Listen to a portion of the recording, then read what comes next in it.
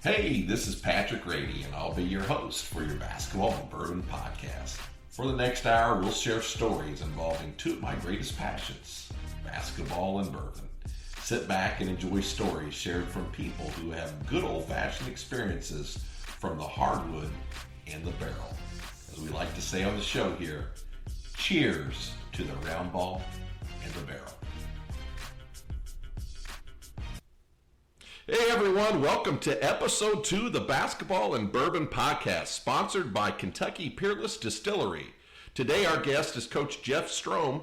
Coach Strohm recently joined the San Jose State men's basketball staff this past July as an assistant coach. Strohm has almost 30 years of successful coaching experience at multiple universities and colleges.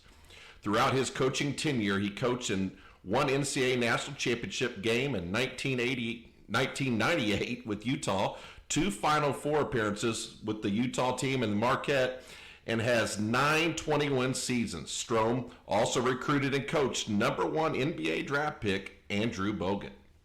He also has 7 conference championships and has coached 15 NBA players, with 5 being All-Americans. Some of those coached by Strohm have been Olympians, All-NBA team players, All-Rookie team players, and NBA champions. Plus, he's coached 8 Conference of the Year players.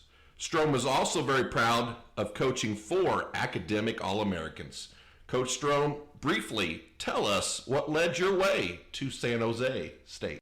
Yeah, well, I think hopefully everything with me, and I think it starts with my family. I grew up in Marshall, right next to obviously Terre Haute, Indiana, and it starts and ends with my parents. I had amazing parents. They were married 54 years. My dad literally borrowed $500 to buy his first tractor, and when he retired, he had 1,200 head of pigs, and he had 1,200 acres he was farming, and they were just amazing Christian people. And then I had 6 older brothers. And so we were just, to be honest, a country bumpkin family, grew up Marshall, raised and had some great coaches who impacted me. And then I think God kind of steered me into coaching. And when I got into it, I just have been very blessed with, and still am, with some incredible mentors who, I don't know, they saw country bumpkin and put a lot into me. And I've been blessed. And this game's taken me literally all over the world, and sometimes I was just in Europe last month, and sometimes I catch myself and go, man, can you believe you're doing this? And so I'm just lucky. I've been very blessed. I've worked for great mentors, and then more importantly, these players. I've worked with great players, and they were great people first. And so all that's led to be a very lucky life. And now my next curveball or next curve is in San Jose, and I couldn't be any more excited. I happened to be reading some of your tweets recently, and I saw that we both have been influenced by the late Coach Don Meyer. And one of the things Coach Meyer often said was, it doesn't matter where you coach, it matters why you coach. Coach, what is your why?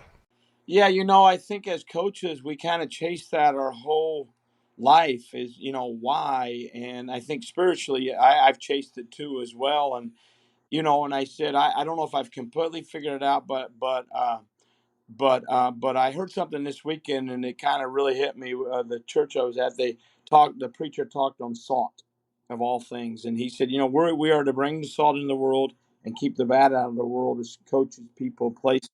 And so, I think my purpose, my goal, my why is to impact people's lives. There's no greater joy to me than one of them called me this morning. Actually, one of my former players calls and tells me about his family, or, hey, I'm going into coaching, or I'm going to be a doctor, or this and that. Those phone calls are just incredible to me. And so my why is simple. I just love being around people and hopefully having an impact in the way they think, the way they act, the way they play, the way they attack education, the way they attack reading. And so that's my why. And to me, I've always said that the 2 greatest times of my day are when I'm with my daughters and when I'm in the practice floor. It's like the world just leaves, and it's just that, and that's my why. Very simple. One of the things that my father always used to say was, this world doesn't need better basketball players, but it does need better husbands, better fathers, better people at work. And so, that's kind of one of the things that I've always tried to hang my hat on as well. you could throw that for those of you that are coaching female, better wives and mothers too. But for you and I, we've coached men, so that was kind of how I approached things as well, coaching too.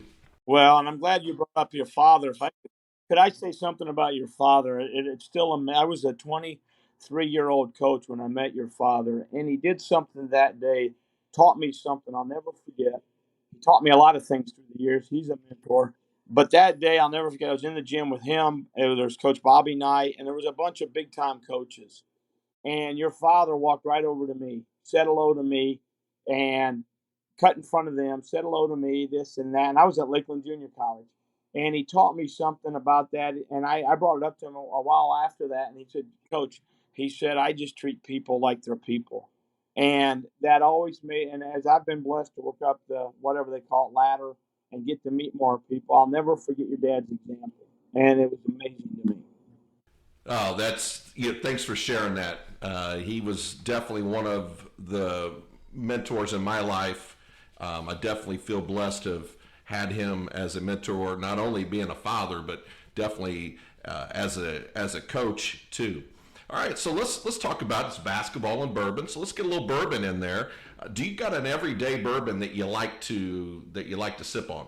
I don't have an everyday bourbon. That's why I'm excited to that you've sent me yours, and I tasted it this weekend and loved it. And so I don't have a specific one, but I think I have a new friend that might be my number one choice, and I'm looking forward to. All right. So hey, if you're listening out there, fans, I sent him a bottle of Peerless Bourbon. So thank you to our sponsor, Corky. We've got a new fan here. And hey, I got to ask, do you like it neat on the rocks or you mix it with a little drink? But I think I'm a little soft. I put it on rocks and drink it that way, and just do it that. I can't do it straight. I guess I'm getting too old or something. But put it on little rocks, and I thought it was excellent that way. Doesn't matter how you drink it. It's just that just there's no specific way to drink bourbon. You still get that taste, and there's something special. Then also to me about that burn that goes down. They call that the Kentucky hug. We talked about my father here just recently, and he was one of my coaching mentors. Now, one of your coaching mentors is a late Rick Majerus, and you called him one of the best evaluators ever. So I was reading, and I saw there was a quote by Coach Majerus that says, you can tell a lot about a recruit by just watching how they warm up and how they act on the bench. Tell our listeners what was the things he was looking for here that some of the recruits and their parents maybe don't see or maybe overlook. Yeah, well, I was so blessed to learn from him. Every day was literally a coaching clinic. And I always tell people, oh, what was so great about him? It was simple. It wasn't that he had all this, incredible offense, incredible defense. It was just simplicity at the finest and all the little details. And one of the first things he told me was that about evaluations. And a prime example, I give an example. One of our players ended up being an All-American, ended up playing in the NBA for 10 years with a kid named Mike Goliak. And the first time coach went to see him, and he taught me this, Mike never played. He went to a tournament, saw him play for 3 days. He literally never got off the bench, literally. And coach watched him. He said, what I loved about him was in warm-ups, he went as hard as he could, and he had an intention and a purpose. Second was he caught every ball. And he goes, third was when I saw the energy and enthusiasm he brought to warm-ups. And then during the game, even when he wasn't playing, he was the most excited teammate for his team. And we call his name became Captain Barbecue when he joined us because he held barbecues all the time for our players. And so the things coach looked for in an evaluation of a warm-up is one, a lot of times now guys at halftime, they'll sit down and not shoot. Well, we want a kid who loves basketball. And so we always watch the guy and the shooter. There's a reason why Steph Curry is the greatest or why Larry Bird back in our day was so great. It's because they worked at it. And so we watch for guys who love to work hard in warm-ups, guys who do the fundamentals, guys who aren't by themselves. They don't have headphones on. They're with the team. They're clapping. They're cheering. They're enthusiastic. And are they doing it with a purpose? Are they jacking threes from NBA range, or are they working, like Reggie Miller with the Patriots used to? He had this incredible warm up. He went out for 30 minutes and he shot purposeful shot. I watched him numerous times do it. And so those were the things he said to work for in warm ups. And then lastly, he always said, stay after the game and be the last one to leave. He goes, watch and see how the young man treats his mom, dad, parent, guardian, whoever, because he said if they treat them bad, they're going to treat us bad. If they're respectful to them, they're going to be respectful to us. And those were things that he just looked for in the evaluations. And to be frank, everybody said, man, you guys found all those players. But reality was there was an intention and purpose to our evaluation, and that's why we were able to find them. Wow, that's excellent, and that's one of the reasons why I wanted to start this podcast, was to get that kind of storytelling, out there, that's behind the scenes things that everybody can see. The guy can stand on the get up and grab a quarter off the top of the backboard or whatever, but there are other things. I go back to Don Meyer. I remember watching at a clinic. Don Meyer was like, he would always talk about his post guys, thumbs and ears, Michael Doliak.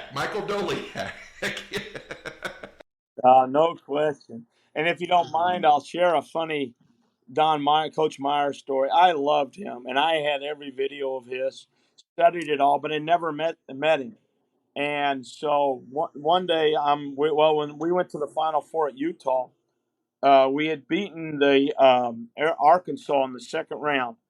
Flew back. They had that 40 minutes of hell, blah blah blah, and we beat them. So we fly back that night. I watch film till like 3 in the morning. I go home for about 3 hours of sleep. I walk in the next day and somebody's underneath my desk, and my door's open, and I go, "Excuse me." I go, "Can I help you?" And a guy stands up, and and I go, "Oh my gosh, you look like Don Meyer."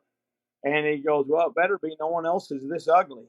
And we laughed, and so he ended up staying with us for 4 days, and then he just became a mentor, a friend. I just loved him. And I tell young coaches right now, you all need to get all back. You're great on Google and all that stuff. You need to go back and study these guys, because what Coach Meyer and Coach Majerus brought to the game, it's going to be relevant 200 years from now. Yeah, and another guy that I see too that you follow, that I've had the pleasure of meeting at a Don Meyer clinic, was Jim Boone. And I told Coach Boone, I said, Coach, you are the young generation's Don Meyer, and thank you for doing what you're doing and still leaving, with his legacy. Because I think, so many times you see, there's a coach that gives information and everything, just you got at your fingertips. And I really think Coach Boone is one of those guys that's carrying on that torch given to him by Don Meyer. No question. Every young coach should go on right now online and go to Coach Meyer's website, and then they should go to Coach Boone's website. And literally, they would have all their learning, reading, what they need to do for the next year. And it's so, you know what?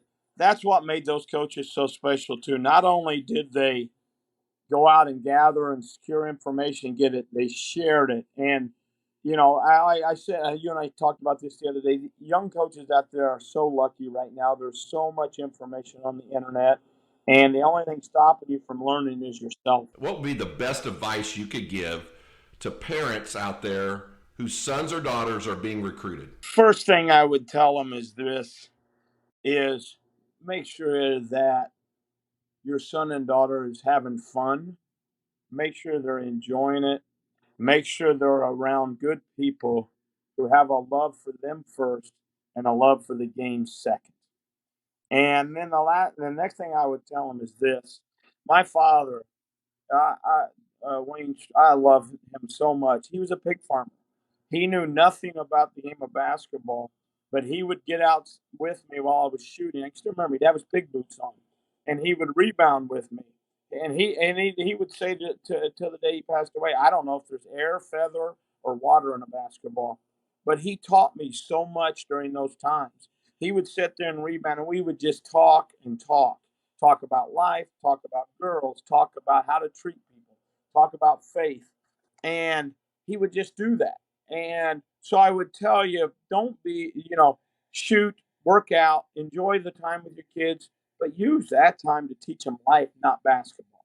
And then the last thing I would tell them is get them with good coaches who enjoy teaching the game, and then enjoy it as a family. I think so many people get so wrapped up into it nowadays.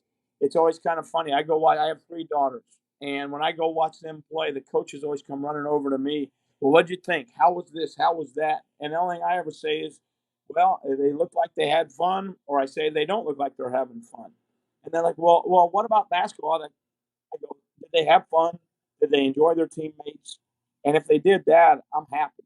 And I think every parent should be that way. And lastly, I would tell you some of the most fun memories of my brothers and I growing up. The two memories I have is us playing in the back, whether it be on the basketball court, baseball, whatever, and then watching sports together. You cannot just sit there and watch enough games and enjoy that time with your son or daughter because they'll never, ever, ever, ever forget that. And I think one of the things growing up in the Midwest and, where you grew up in Marshall, Illinois, just a few miles from my hometown, Terre Haute, where I grew up. And my brother was 18 months younger, and he was a Steeler fan. I was a Raider fan. I was a Sixers fan. And, we just would always go out and whatever season it was, and he liked the Padres, I liked the Reds, and we'd play wiffle ball. You're right. There's something special about that. And I was just talking to somebody the other day that the games that we played as kids, it's a shame that the society has gotten as crazy as it is, that I don't see kids out, riding their bikes to a neighborhood and playing, pickup games or whatever. I think they're missing out on something that I think was special that we got to experience in our generation. No question. And you asked earlier about my coaching career. I always say my coaching career started when I was probably 4 or 5 years old because my brothers and I would get in the backyard and they still laugh about it. Like I'd start organizing the team and I'd say, hey, we got to do this, we got to do that. And we'd create the dumbest, craziest games you ever saw. And I can still remember we try to throw a ball and see how many times you could hit the gutter on the barn. And we do that for hours. And you know what? That I would give anything to do that for 3 hours this afternoon with them. With the memories, the fun, the laughter. And I remember my mom used to have the greatest line. If my brothers and I ever said we were bored, she'd say, there's a ball, there's a bat, or there's a basketball, go play. And it was so true. And that's what kids are missing today. I really believe that. I'm with you. I am absolutely with you. So, kind of talking about our childhood, we talked about you growing up in Marshall, Illinois. How did those days of growing up and playing basketball in Marshall shape you as a coach today? You said your dad was a great influence. Was there anybody else that helped shape you into what, the coach you were or the experiences you had playing? Oh, no question. I was very blessed. I mean, people say, "Who are your original coaches?" My original coaches were my brothers. I mean, they allowed their little pain in the butt brother to follow them around. And I mean, my oldest brother's 13 years older, and we're all stretched out between then. And I used to, I mean, I could, and then I would follow them around. They'd go shoot with their friends. I'd follow around. They'd have games. I could still remember having a little bat boy jersey and they just let me be. And there was a great player. I still think he's the greatest shooter I've ever seen in my life, named Howie Johnson, who played at Indiana State. Howie was best friends with one of my brothers, and I got to hang around Howie. And I got to see Howie not only is the greatest shooter, he might be the best human being I've ever been around. And so I didn't realize at the time, but I was being taught uh, how to work because you'd see how we walk every day past the school down to a court and shoot. So I was teaching how you work. And then I was around an incredible human being. So I was taught that. And then when I started playing sports, I had some incredible little league coaches that were great. And then when I got into high school, junior, I had a great junior high coach named Paul Robinson. He really taught me how to compete.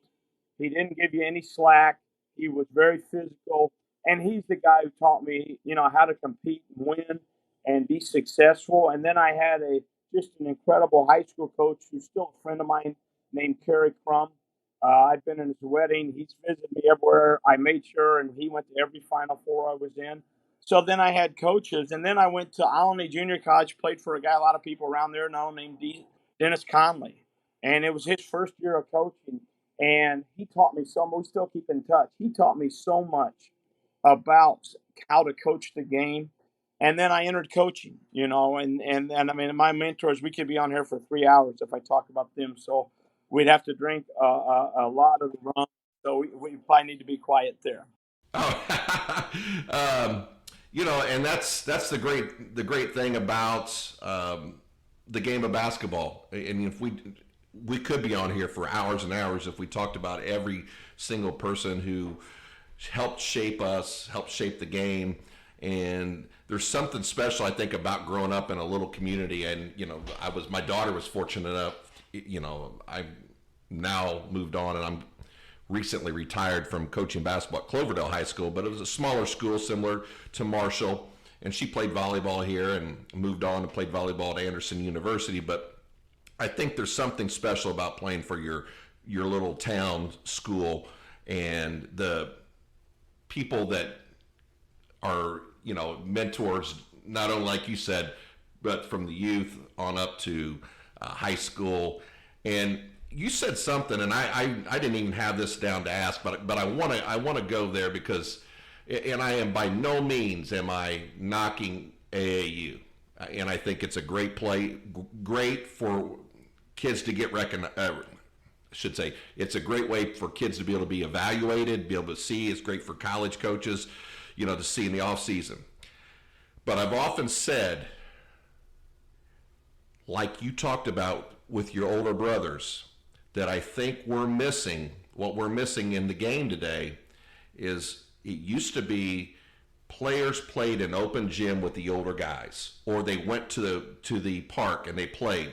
And the older guys taught you about shot selection. They didn't want to sit because winner stayed. And if you took a bad shot or you didn't play defense, they let you know. And so, I think we're missing that in society as far as basketball now. What do you think, Coach? Oh, I think there's no question, and I think they taught you so much. Like, yeah, and it's no doubt. I'll give you a prime example too. Like when we were part of the reason we were successful at a place like Utah was because Stockton, Malone, and those guys worked out with our guys all summer, and they taught them. And what did they? And like my brothers, what did they teach me? Well, they taught basketball, sure, how to shoot, how to do this, that. But like I can remember, like I'm a young kid, I get hit, and I start crying. Well, there was no sympathy. It was like you either stop crying or you go in the house and you don't get to play the rest of the day. Well, you learn to be tough a little bit. You get blood on your knee. They just hit your knee and said, keep playing, and you wanted to go in and have mom take care of it. And I did that one time where they didn't let me play the next day. And so they taught you toughness, and they taught you how to compete, and they taught you, like, somebody'd call foul or whatever, and they tell you to shut up, and they taught you don't whine about refs, you don't complain, you just move on. And those were all lessons that they were teaching that you really didn't know they were teaching, but then you look back and you go, wow, they taught me that. And so, yeah, I think they're missing that, and I always say they taught all the tricks, how to hold the jersey, how to push a guy off, all those things. And that's missing nowadays, and the toughness is missing, and the competitive like you said, if you got beat and you took the bad shot and you were the young guy, man, their team went and sat down and they ripped you, and you deserved it,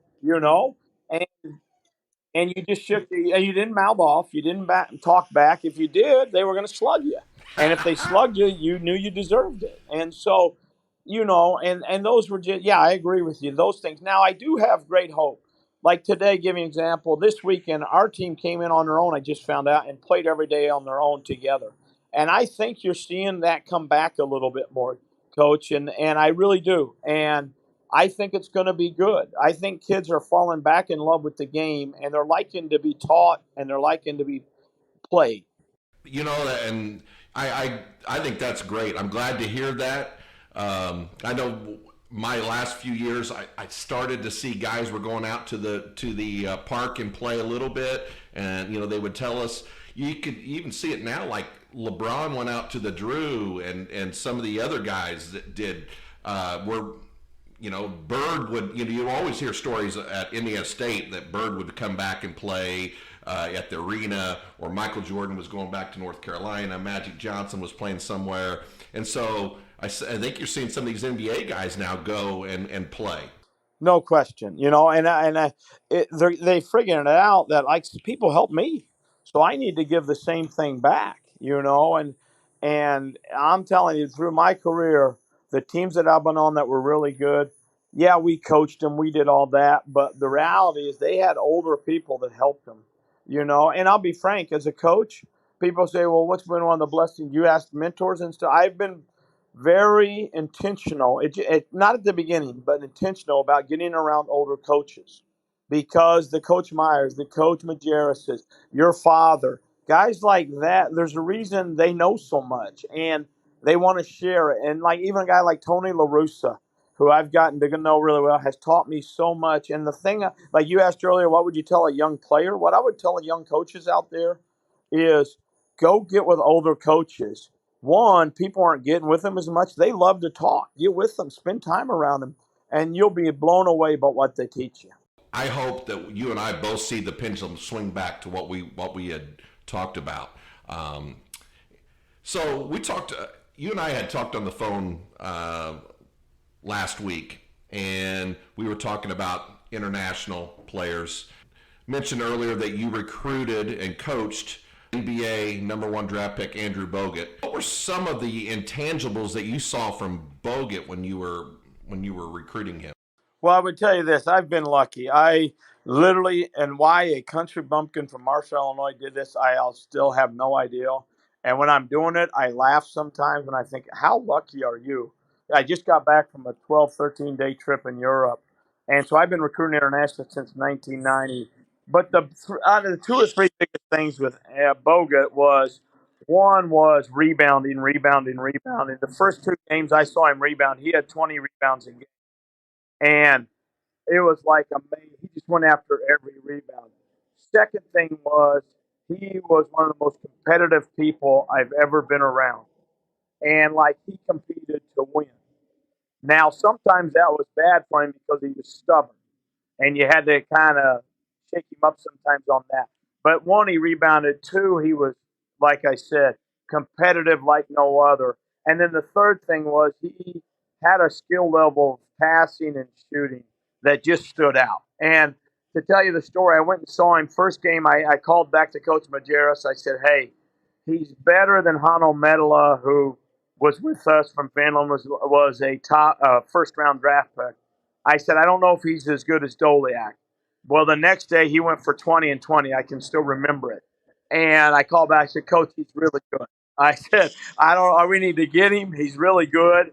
I said, now did I say #1 draft pick? Heck no. But I said, Coach, he's really good.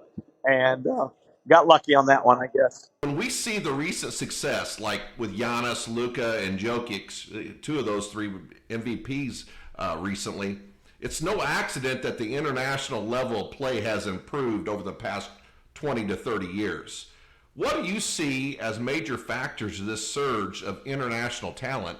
And also, do you think that, is there anything that the U.S. high school coaches, youth coaches, can take from the international game? Sure. Well, it's an interesting, I've been fortunate to see it kind of firsthand. Europe, what they did was they came over here, they sent coaches over here, they invited coaches over. And for the last 20 years or so, for sure, they've studied the heck out of the American game. And then, quite frankly, they've taken and added to it. And then they have taken schools and taken things where they take the best players out of their country, and from the age of seventh grade and up, they put them in schools, and they do basketball in the morning, they do school for 4 hours, they do basketball in the afternoon, they do basketball in the evening, and they've taken the knowledge they've learned from us and added to it, and that started probably 25 years ago. Well, then you saw the success of the Spurs, maybe us at Utah, some other teams started having success. Well, that got more people involved. And then more of the American colleges, the schools started going over there to recruit. Well, they were better organized, they were better coached over there then. And quite frankly, they were putting a while our teams over here were playing more games in AAU, like we talked about earlier, they were doing fundamentals and everything. And then you add into the fact that they were, like Giannis came from nothing. They had no money. No, the only thing they had was basketball. And so then you got young people that are hungry and willing to do whatever it takes, which baseball used to do 30, 40 years ago. Basketball started doing that. And so now that's Pendrum has came, and now, to be frank, in America, we're starting to learn a lot from them over there. They're doing an amazing job over there, offensively, not so much defensively, but offensively. And so I think this game has become worldwide. Then the last piece of that game was the NBA, and people owe them a debt of gratitude. They have put a lot of time, resources, and money into expanding the game worldwide. And because of that, it's became a worldwide game. And I just think it's awesome. I love it. I love international guys because they teach me, and just a simple thing. Like I can still remember we recruited Hano Medela, and we're talking. All of a sudden, he says, "Coach, I got to go." And the coach Medeiros looked at him like, that's kind of rude almost. And he said, "Well," so he got up and he left. And afterward, we asked his coach. He said, "Well, over here, if you're late 3 times to class, you don't get the privilege of education. You go to the military." And so, my gosh, that kid, you think we had any problems with Hano Medela? I mean, that kid took every day as an opportunity and took every day, he'd say, "I'm taking advantage of this." And so I think there's great things going on. I think it's going to continue going on. And I think it's wonderful. And I'm fortunate. I'm a fortunate human being that I've got to experience it. All right. So we're going to take a break here, and we're going to hear from our sponsor, Kentucky Peerless Distillery. The Peerless household offers an ambiance like no other. Our team is honored to share what makes the Kentucky Peerless Distilling Company so unique. Our urban distillery and vast family history are unmatched. After 5 generations of bourbon makers, we have the patience to make your favorite bourbon. We are Kentucky Peerless Distilling Company, makers of fine bourbon and rye whiskey. Welcome back. We thank you again to Kentucky Peerless Distillery. If you haven't got a chance, go visit Kentucky Peerless. It's in the heart of Louisville, downtown in the urban district. Go in there. If you see Corky, the owner of the distillery, tell him Patrick Rady and the Basketball Bourbon Podcast sent you. All right, so we do have a new sponsor with us here, and it's Rustic Barrel Company. The Rustic Barrel Company specializes in selling custom handmade rustic products. We also have bourbon and wine barrels available for purchase or rent. Give them a follow on Facebook at Rustic Barrel Company or go to their website, rusticbarrelco.com. So, for the Rustic Barrel Company Bourbon Starting 5, we're going to hear what Coach Strohm's Starting 5 would be. Go ahead, Coach. Well, obviously we got to start with Peerless. After you sent me, that's my new one. So I would stop right there. One thing I believe in is loyalty. So after this, I probably won't move on to the others, but others that I've enjoyed through the years. Obviously, when I've had a bad team too, I've enjoyed them even more, unfortunately. But I would say Buffalo Trace, Blanton's, Maker's Mark, and Cooper's Craft would be my other 4. But I'm going to stay loyal and true to Peerless and moving forward with that. All right. We like to hear that. And like I said, I've not had a bottle from Peerless that's been bad, and really are thankful to them for kind of sharing the vision that I had about starting this podcast. And we appreciate their support of the Basketball and Bourbon podcast.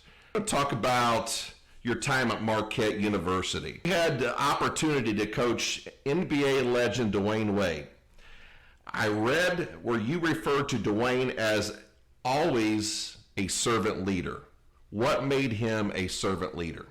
He always worried about his teammates. And whenever we were doing drills, he always was looking out for his teammates. And then I noticed, like when we go to eat whatever, he would always kind of stand to the middle or back of the line, and he'd make sure his teammates ate.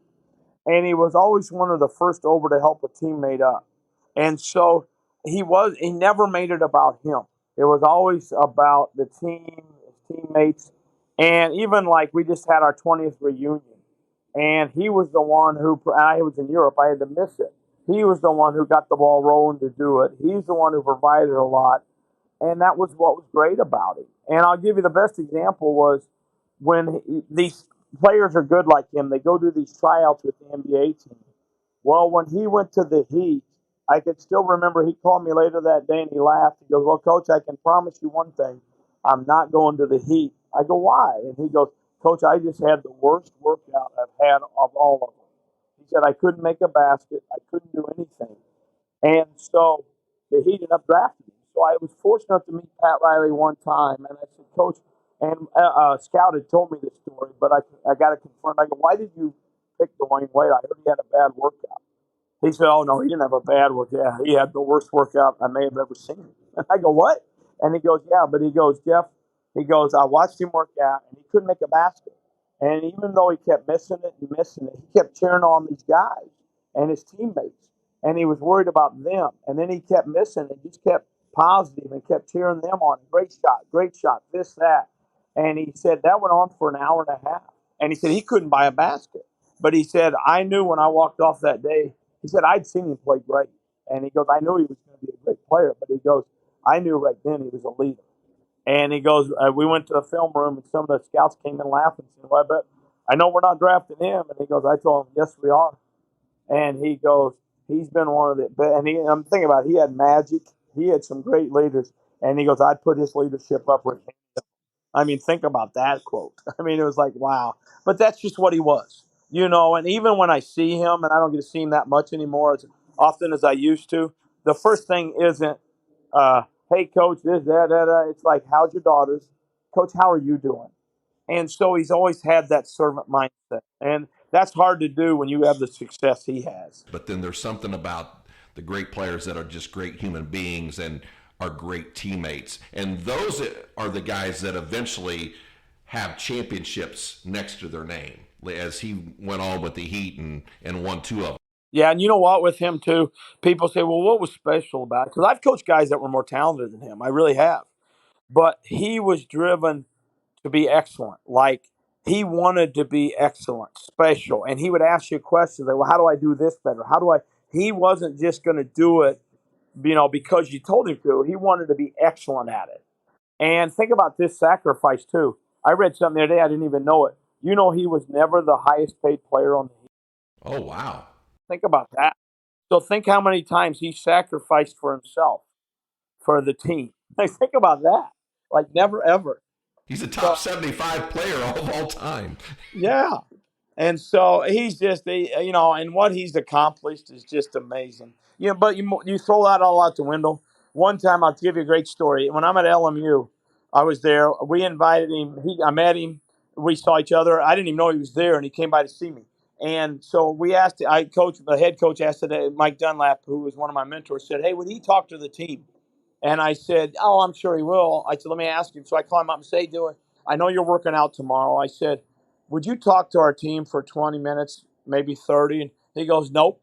And I was kind of taken back. And he goes, "You know me, Coach. I'm going 45 minutes or more for you."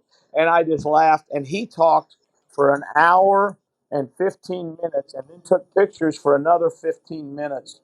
And but the thing that made me most proud is I told our players, as great as he is, his number one trait is he's one of the best dads I've ever seen in my life. His love for his kids. People don't realize he got support of his kids. And he raised them all through his career, all by himself, and is amazing. And he is one of the best dads I've ever seen in this world. The lack of parenting, especially from the fathers, bothers me the most in education. It saddens me, just talking to you and how your father meant to you and what my father meant. And then you hear that story about a Dwayne Wade who could have had all the money in the world to pay and have people raise these kids. He did it himself because he wanted his values, instilled in his kids. No question. And I would take two things off that too. I really think as parents, even if they're both parents in the house, we're missing, and I'm going to preach here, I apologize, but we're missing the boat not having dinner at the table in the evenings My parents taught my brothers and I so much there, and we need to get back to that. But the second thing I would say, and this is going to be preachy too, and I apologize, but we need more men who don't, and it doesn't have to be, you can still be a dad and they not be your children. We need to just help. Like one of the things with my players is I want to be there for them. Yeah, and especially international kids, their parents are way over there. More men need to step up in this world, myself included, and just help more men, young boys, and help them. And I think that would help us all a lot. So just got a note from one of my players that had played for me recently, and he wanted me to wear his football jersey. Well, I've grown to put on some pounds here, but I couldn't put it on, but I hung it up. And one of the things that he shared with me was how I was there for him. And he said I was the first one to take him to his first Major League Baseball game. And then when he didn't know who to talk to when he was going through a difficult time, he knocked on my door and I was there to answer and didn't question anything. And so those are what I remember as much as, if not more, than wins and losses. Oh, no question. And you know what? You asked earlier the why.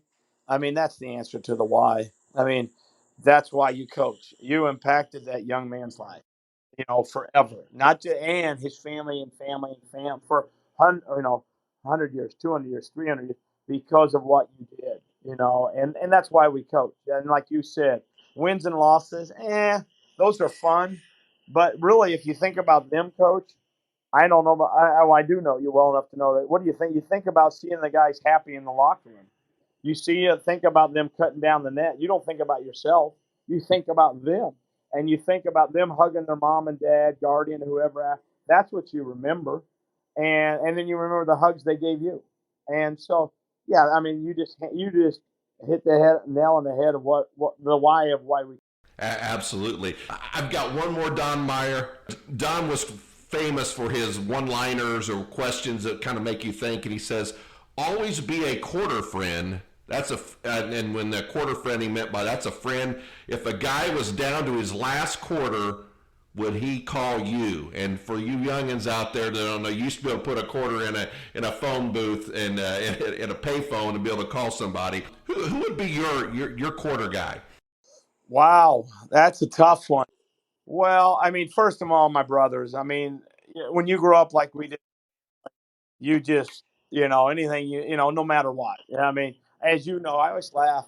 I have three daughters. I always tell people God definitely has a sense of humor. I had six older brothers. Now he gives me three daughters, and I laugh. The girls, they'll fight, and then they'll remember stuff a month later. My brothers and I, you'd fight, and then 10 minutes later, you're out playing baseball, and, you loved each other. And so definitely my brothers. My pastor when we were growing up, Reverend 80, impacted me so many times in my life. Coach Kerry Crum, who I mentioned earlier, I would call him tomorrow. I mean, in a second. Coach Mike Dunlap, who's now with the Bucks, was with the Hornets, is a legendary coach. He would drop everything but his wife and kids for me, and I'll never forget that love. And so that would be the crew right there. And then I've got two or three other friends. There's a friend of mine, he's back in Marshall now, David Flowers. We sometimes don't see each other for months, years, and it's like you never missed each other. And even my grade school friend, Scott Boyer, like I haven't seen him in 10 years. If I called him tomorrow, he'd be on the next flight out here. And so those would be my core. I'm fortunate. I have a lot of quarter guys, and I hope I'm a quarter guy too for them, but they sure are for me. I know that. That's one of the things, like I said, I just thank Don Meyer for those little nuggets that was just, like you said, guys, go follow Google Don Meyer if you're young coaches out there. Heck, if you're just, a youth coach or, just a teacher, whatever, he taught about life and so much more. Can I give you my favorite Don Meyer? I always loved it. It said, be who you is because who you is who you be. It was be who you is because who you is who you be. And he always said, be who you are. And, when I think, like when you mention his name, the word that always comes to me 100% on him is humility.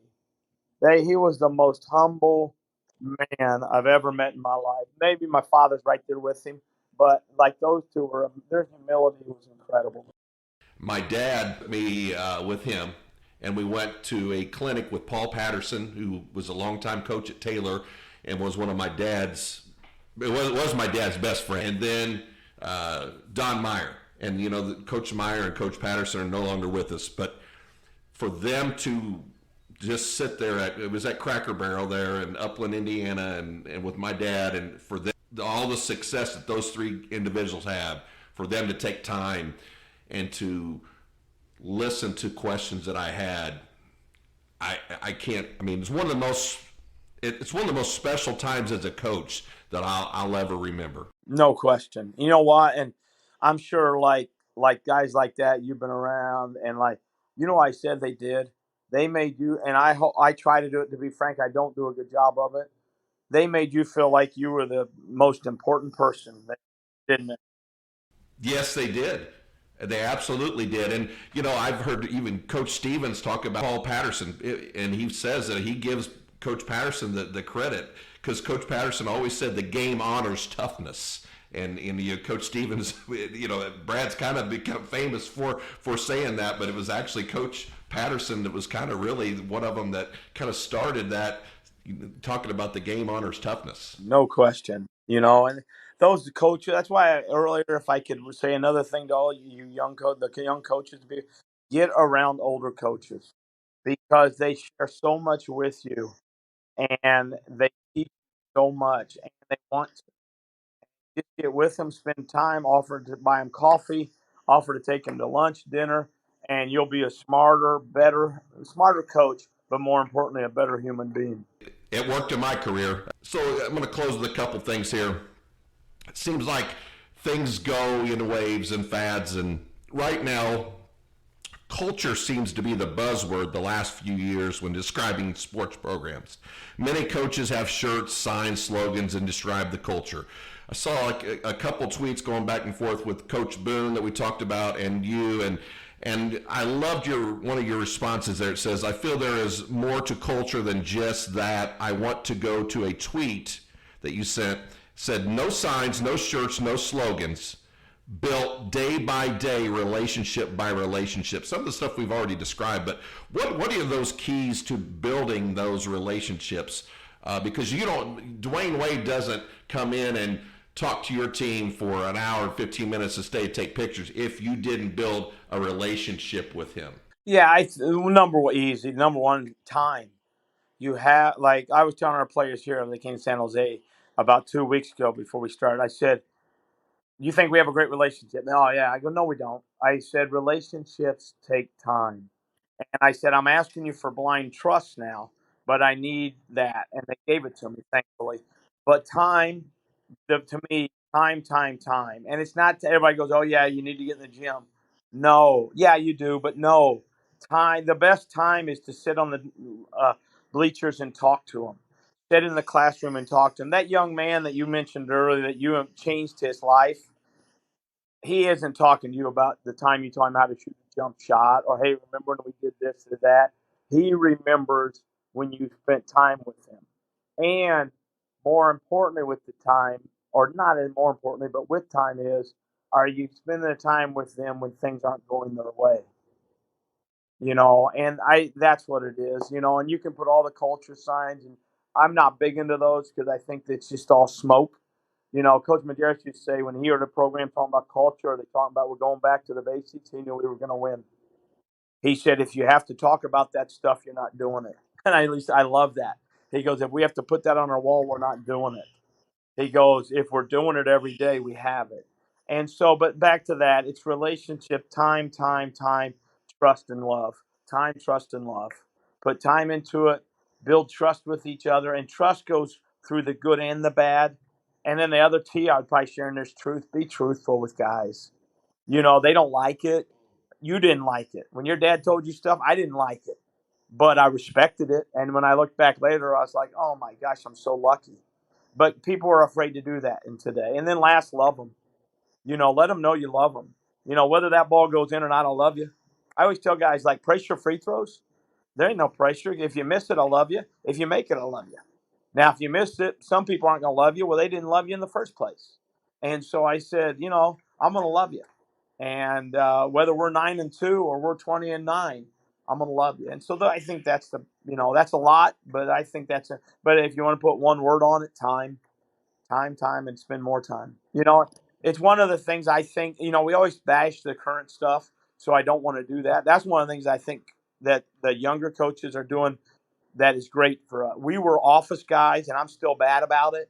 And we were grinded out, da da da. And a lot of the young guys, they're getting out, and and I'm learning to do it. Like I walk across campus and say hi to my players, and I sit there and make phone. Why can't I make phone calls on our beautiful campus here at San Jose and say hi to my players instead of sitting my big butt in an office? And so time in their element. I walk over to their dorms and they look at me like I'm crazy sometimes, and now they've gotten used to it. And so I just think time and time and time. And that's something that will pass the test of time. You recently, we were talking, you worked I think a year or so with the LA Clippers organization. And, a lot of people out there will say, I don't watch pro basketball because it's not basketball. You talked about what the NBA's done for the international game and those kind of things. What would you say to people that say it's not basketball, which, we know that the NBA it clearly has the best players in the game. Yeah, no question. And I'll be honest, guilty as charged right here. I'm one who used to say that, and it completely changed when I worked for Coach Majerus. And I'll tell you why. Because he and I was blessed. We'd go to NBA games all the time. If there wasn't a game, we'd be going out to dinner that night with one of the most, and I tell you, people should study this man, Don Nelson. He taught so many coaches so many things. Or the next dinner, we'd go out with Jerry Sloan, or we'd go out with Greg Popovich. And I'll never forget Coach I said that. I said, Coach, I don't really enjoy the NBA. And he goes, why? I said, well, they don't play. I went through everything, all the excuses we all give. And he goes, well, what's that got to do with you enjoying the game? He goes, why are you watching the game? I said, well, I want to learn. He goes, well, then learn. He goes, they're the best at pick on the ball. They're the best at defense. They're best. Who cares what time of the year it is? He goes, use them to learn from. They're the best teachers in the game right now because they have short amount of time for practice. So their words have to be better. Their verbiage has to be better. And so, like, when people say that, I say, you're wrong. What you want to learn? Then, go watch an NBA game tonight or tomorrow, next time they're on. And I said, if nothing else, just watch the point guard. Look how great they are at passing to the post. You'd be blown away by it. Or watch the pick on the ball and watch how the bigs talk so loud. And so I think we get caught up in that. And I did. I was guilty. And now I love the NBA. I wish I could watch it more. I love watching Europe games because I go in there with an intention and a purpose. Now, and I'll be frank with you. Coach Mike Dunlap's with the Bucks now, so I got to be around them some. And oh my gosh, I learned so much. And so my thing is, like, sometimes in the playoffs, to be frank, Coach, I just try to shut my mind off and be a fan and just watch and go, oh my gosh, they're so good. But for a coach to say that, I challenge the coaches. I say use it to learn, and watch. If nothing else, watch how in the NBA. You know why there's great shooters in the NBA? Because they're great passers in the NBA. Those suckers throw that ball right on their hand. That's unbelievable. And so that's what I say to that coach, right or wrong. I was guilty. I was in the party of, hey, I don't watch it. They don't play hard, da, da, da, da. And I am 100% changed the other way. And you give me 10 minutes a day on the NBA and I'm a happy man. We are coming to the end of our podcast here. Coach, thank you for being on here, and I can tell you that we are going to be San Jose State Spartan fans. You can follow Coach Strohm here on Twitter at Coach Jeff Strohm, Strohm, and I'll drop it in the show description there. Follow him, especially you young coaches, and coaches got a lot of great insight. He'll tweet, he'll retweet, so take an opportunity to follow him on Twitter. And Coach, you got anything you want to say to end it here? Yeah, I'd just like to say this. Yeah, first of all, thank you. Anytime you can, let's think about that. We're going to talk about basketball more and bourbon and brotherhood. Really, is what we talked about. That's pretty cool to me and pretty fun. But I would just like to invite the fans. Our games out here are later than yours. And so you can watch our head coach is Tim Miles, which a lot of people will remember from Nebraska and the Big Ten country. who does a great job, and he rebuilt Colorado State before that. And we're going to build this thing into something really special. And so I challenge all my Midwest basketball coaches and friends, stay up a little later, go on there and watch us and drop us a line. And I think you'll like what you see, and we're just so excited. We're right here in Silicon Valley. We're 10 minutes from Apple. You name it, Google, you go through it all. It's a beautiful area, and we just love to have you come be a Spartan and enjoy it. And thank you, Coach Rady. Thank you, number one. I got to reconnect with you and your dad, and I'm telling you, your family, as I told you the other day, they're the epitome of what the Midwest is about. It really is, and thank you, and God bless. God bless you. And, well, that's another fantastic episode of the Basketball and Bourbon podcast. Until next week, cheers to the round ball and the barrel.